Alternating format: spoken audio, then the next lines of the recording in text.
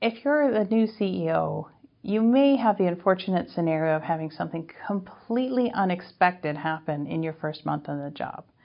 So not only do you not know all the things you need to know, you now become a crisis time leader. How are you supposed to handle that? This is the time where you have to gather the most important people on this topic to help you navigate.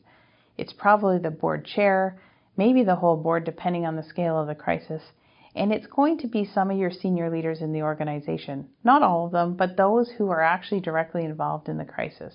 Many organizations also need external support at this time. This might be crisis communications planning, this might be strategists, it might be government relations. It's hard to know exactly what to recommend to you, but put together your SWAT team quickly. Now, I know what you're thinking, that's not going to happen to me. But I have to say, in about 10% of the time that I help CEOs transition, something unexpected happens. Maybe just two quick examples was working with an organization. It was a smooth transition period. Nothing exciting was going on in their organization. And 2 weeks in, they actually had a cyber incident. Not only did they have a cyber incident, money had been released from their organization to a cyber criminal. The media was all over the story. And this was a first-time CEO that actually had no media training. So what did they do? First of all, they didn't offer up their CEO to the media. They offered up a spokesperson. So what they did is they actually isolated their brand new CEO from having to be front of line on the story.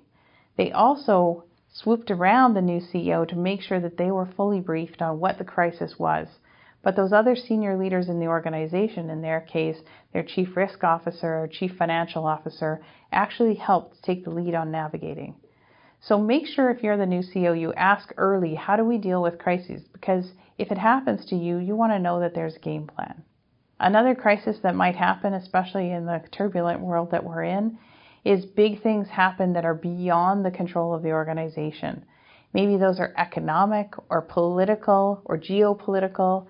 So really be asking those questions in your first weeks on the job is, what are the greatest risks to the organization from outside? How are we ready? And who is tracking whether those risks are elevating? You might get an unpleasant surprise and it might be out of the blue, but your team is already prepared for some kind of crisis. So make sure you know who you're going to call and how you involve the board. It's almost like a fire drill at this point. Get ready and hope you never need it. But if you need it, make sure you put that action team around you very quickly, lean into their expertise, and make sure you add your background and experience as well. Because at this point, it's all hands in, make sure we navigate the crisis, and then hopefully you get out of it quickly so you can get back to your CEO learning curve.